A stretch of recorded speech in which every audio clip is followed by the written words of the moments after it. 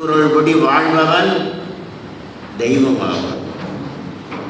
தெய்வமாகலாமா? ஆகுவான்.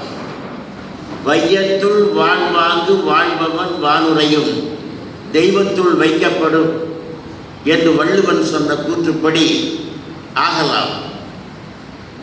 அறநெறிப்படி அறத்தாக்கின் இல்வாக்கியாக்கின் புறத்தாக்கின் போய் பெறுவதவன் என்று வள்ளுவன் சொல்வது போல அறநெறியில் வாழ்ந்தால் அது பெரியது. எனவே இந்த உலகத்தின்கள் இல்லற வாழ்க்கை எப்படி வாழ வேண்டுமோ அந்த வகையில் வாழ்ந்தால் நீ தெய்வமாகலாம். தெய்வத்தை விட உயர்ந்தவனாக நீ மாற வேண்டும் என்றால் யான் எனது என்னும் செருக்கறுப்பான் வானோர்க்கும் உயர்ந்த உலகம் புகும். அதற்கு மேலேயும் சிறந்த ஒரு இடத்தை பெறுவான். யான் என்றால் யான் எனது என்று செருக்கை அறுக்கக்கூடியவன் என்று சொல்வார்கள். 200 ஆண்டுகளுக்கு முன்பு இந்த உலகமே ஒரு குடையின் கீழ் இருந்தது. ஆங்கிலேயருடைய ஆட்சிக்கு இருந்தது. ஆண்டவர்கள் ஆங்கிலேயர்கள், ஆளப்பட்டவர்கள் நாம். அப்பொழுது அந்த நாட்டை ஆண்ட அரசி விக்டோரியா மகாராணி என்று சொல்லக்கூடியவர் காலை எழுந்தவுடன் கையிலே எடுத்து படிப்பது திருக்குறள். கேட்டார்களாம் மற்றவர்களெல்லாம், எப்படி என்று? உலகமே உங்களுக்கு அடிமையாக இருக்கின்ற பொழுது ஒரு அடிமை நாட்டினுடைய நூலை நீங்கள் படிக்கலாமா என்று விக்டோரியா மகாராணியை கேட்கின்ற பொழுது அவர்கள் சொன்னார்களாம், உலகமே எனக்கு அடிமை என்பது உண்மைதான், ஆனால் இந்த திருக்குறளுக்கு நான் அடிமை என்று சொன்னார். அதுபோன்ற அடுத்த பிறவி என்று ஒன்று இருக்குமானால் நான் தமிழனாக பிறக்க வேண்டும். திருக்குறளை தாய் தமிழிலேயே படிக்க வேண்டும் என்று விரும்பியவர் மகாத்மா காந்தியடிகள் அவர்கள் அவர்கள். எனவே தமிழனாகவே பிறந்திருக்கிறோம், அந்த வாய்ப்பை பெற்றிருக்கிறோம் என்பதில் நாம் பெருமை அடைகிறோம். அதுபோன்று வடநாட்டிலே பிறந்த ஒருவருக்கு செருக்கு இருந்தது. உத்தரகாண்ட் மாநிலத்தைச் சேர்ந்தவன். காலை எழுந்தால் அவன் கண்ணுக்கு தெரிவது இமயம். உலகிலேயே உயர்ந்த பொருளாகிய இமயத்தை என் கண்ணால் பார்க்கிறேன், வேறு எவரும் காண முடியாத ஒன்றை நான் பார்க்கிறேன் என்று செருக்கு கொண்டிருந்தான், கர்வம் கொண்டிருந்தான், பெருமிதம் கொண்டிருந்தான். ஆனால் அந்த தருண் விஜய் என்று சொல்லக்கூடிய நாடாளுமன்ற உறுப்பினர் எப்பொழுது கையிலே திருக்குறளை ஏற்றினாரோ அவர் சொன்னார், என் செருக்கு இன்றோடு ஒழிந்து விட்டது. உலகிலேயே உயர்ந்தது இமயம் அல்ல, திருக்குறள் தான் என்பதை நான் உணர்கிறேன். இந்த திருக்குறள் இல்லை என்றால் இந்தியா இல்லை, இந்த திருக்குறள் இல்லை என்றால் உலகம் முழுமை பெறாது என்று சொன்னார். அத்தகைய உயர்வு கூறியது திருக்குறள். திருக்குறளுக்கு பாடம் எடுத்தவர் நம்முடைய வள்ளலார் என்பது உங்களுக்கு தெரியும். முதலில் திருக்குறளை நடத்திய பெருமாள் வள்ளலார். தேசிய கீதம் பாடிய தாகூர் அவர்கள் சென்னைக்கு வந்த பொழுது மயிலாப்பூரிலே வள்ளுவரை வணங்கிவிட்டு சொன்னார்களாம், வள்ளுவர் கோயிலிலே வணங்கிவிட்டு சொன்னார்களாம், இந்த திருக்குறள் வள்ளுவன் தந்த குறள் என்பது இந்த நாட்டுக்கு வல்லமல்ல, உலகத்திற்கே பொதுவானது, நிறைவானது, சிறப்பானது என்று சொன்னார்களாம். அத்தகைய இன்னொரு ஆங்கிலேயன் சொல்லுகிறான், இந்த குறளை பார்க்கின்ற பொழுது உயர்ந்த ஒழுக்கம் சார்ந்த ஒரு நாட்டில்தான் இந்த திருக்குறள் தோன்றியிருக்க வேண்டும். திருக்குறளை மட்டும் அவர் பாராட்டவில்லை. இந்த திருக்குறளை பார்க்கின்ற பொழுது அந்த நாடு உயர்ந்த ஒழுக்கம் சார்ந்த நாடாக இருக்க வேண்டும் என்று சொல்கின்ற காரணத்தினாலே நம்முடைய தமிழனுடைய பெருமை இங்கே விளங்குகிறது என்பதை பார்க்கிறோம். எனவே வள்ளுவனானவன் வள்ளுவனுடைய அறத்தை பற்றியும் பொருளை பற்றியும் இன்பத்தை பற்றியும் அவர்கள் கூற இருக்கின்றார்கள். நான் சொல்ல வேண்டும் என்று சொன்னால் மனம் தூய்மையாக வேண்டும், சொல் தூய்மையாக வேண்டும், செயல் தூய்மையாக வேண்டும். இவற்றுக்கெல்லாம் வழிவகுத்திருக்கிறார் வள்ளுவர். மனத்துக்கண் மாசிலும் நாதல் ஒருவருக்கு அணி. எனவே உள்ளத்தின்கண் குற்றமில்லாது இருப்பதுதான் அறம். நீ கோடி கோடியாக கொடுக்க வேண்டும் என்பதல்ல. ஒரு உள்ளத்தில் தூய்மையோடு இருந்தால் அதுவே அறம். அந்த உள்ளத்தில் தான் அன்பு இருக்கும். அந்த உள்ளம்தான் உலகத்தில் வாழ்கின்ற அத்துணை பேரையும் ஒத்தவர்களாக வேண்டும். ஒத்ததறிவான் உயிர் வாழ்வான், மற்றையார் செத்தாரோடு வைக்கப்படும். நாம் நினைத்துக் கொண்டிருக்கிறோம் எல்லோரும் உயிர் உள்ளவர்கள் என்று. வள்ளுவன் பார்வையிலே சிலர் மட்டுமே உயிரோடு வாழ்ந்து கொண்டிருக்கிறார்கள். மற்றவர்களெல்லாம் செத்தவர்களாக பிணங்களாக திரிந்து கொண்டிருக்கிறார்கள். யார் யார் பிறருடைய இன்ப துன்பங்களை காண்கிறார்களோ, இன்பத்தில் மகிழ்ந்து துன்பத்தில் நெகிழ்ந்து அவர்களோடு துணை போகிறார்களோ, அவர்கள்தான் உண்மையிலேயே மாந்தர் என்று சொல்கிறார். அந்த வகையிலே நாம் உணர்ச்சி பாருங்கள், நாம் மாந்தரா என்று பாருங்கள். அதுபோன்று சொல் என்று சொன்னால் எப்படி இருக்க வேண்டும்?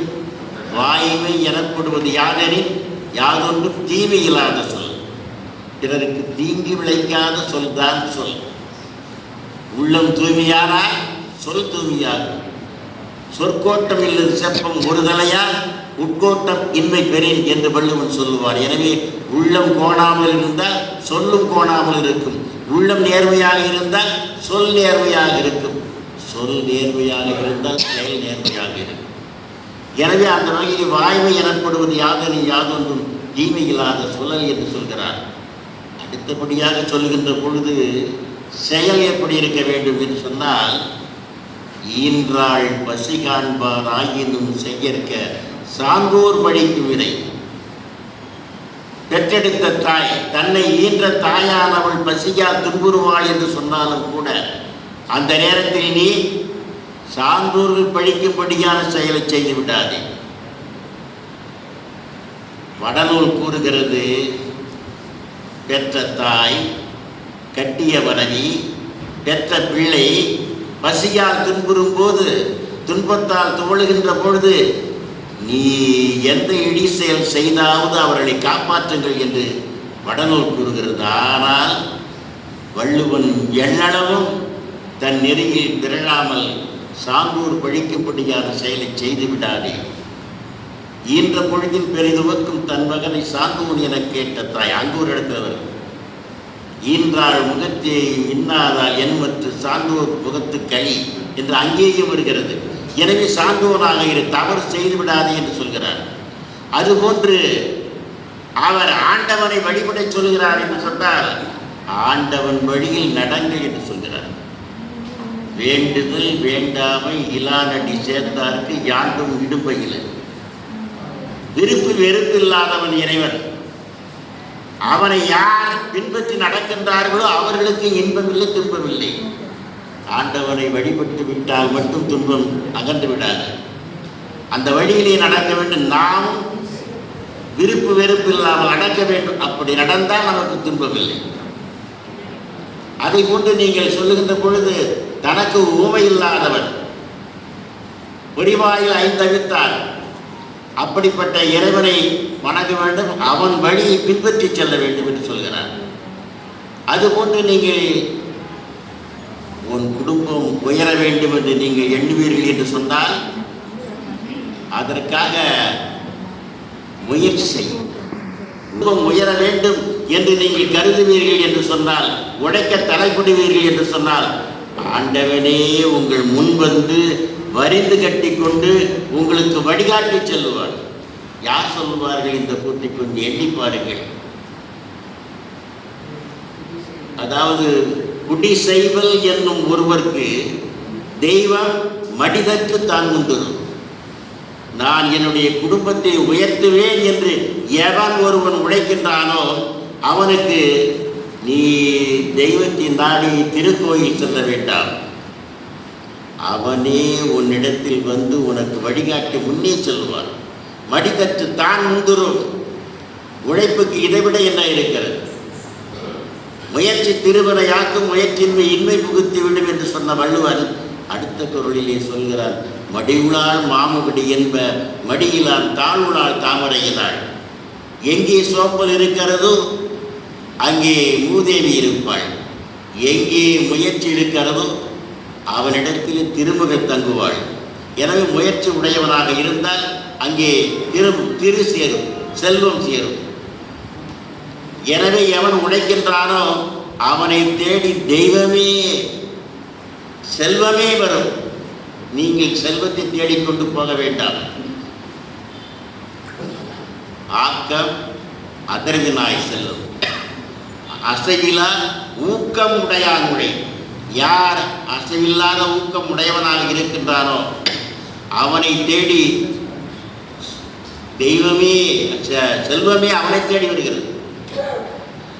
எனவே உழைப்புத்தான் வேண்டும், ஊக்கம் வேண்டும் என்று சொல்கிறார். அதை போன்று நாம் அழக்கொண்ட எல்லாம் அழப்போம். பிறர் அழும்படியாக பொருள் சேர்த்தால் நாம் அழும்படியாக அந்த பொருள் சென்றுவிடும். நாம் இழந்தாலும் கூட நல்ல செயலை மேற்கொண்டால் பின் அது நன்மையை விளைக்கும் என்று சொல்கின்றார். எனவே அந்த வகை அதுபோல் ஈன்றான் பசிகாண்பான் ஆயினும் என்று கூட தவறி ஒரு தீங்கான செயலை ஈடுபடாது என்று சொல்லுங்க. அது ஒன்றுதான் சொல்ல வேண்டும். காந்தியடிகள் ஆப்பிரிக்காவிலே வாழ்கின்ற மக்களுக்காக நன்கொடை தேடினார். பொருள் குவிந்தது, பொன் குவிந்தது, பணம் குவிந்தது. அவற்றையெல்லாம் எண்ணிக்கொண்டிருக்கின்ற பொழுது அருகில் இருக்கக்கூடிய அவருடைய மனைவி சொன்னார், கஸ்தூரிபாய் சொன்னார், இவற்றையெல்லாம் என்ன செய்ய போகிறீர்கள் என்று. அப்பொழுது அவர் சொன்னார், காந்தியடிகள் இங்கே வாழ்கின்ற இந்தியர்களுக்காக என்று சொன்னார். அப்பொழுது அவருடைய மனைவி சொன்னார், எல்லாவற்றையும் கொடுங்க, வேண்டாம் என்று சொல்லவில்லை, இந்த வைர மாலையை மட்டும் எனக்கு கொடுத்து விடு என்று காந்தியினுடைய மனைவி கஸ்தூரிபாய் சொன்னார்கள். அப்பொழுது காந்தியடிகள் சொன்னார், இந்த வைர மாலை வேண்டுமா இல்லை நான் வேண்டுமா என்று நீ முடிவு செய்து கொள் என்று சொன்னார். இந்த நிலை இன்று அரசியலுக்கு வருமானால்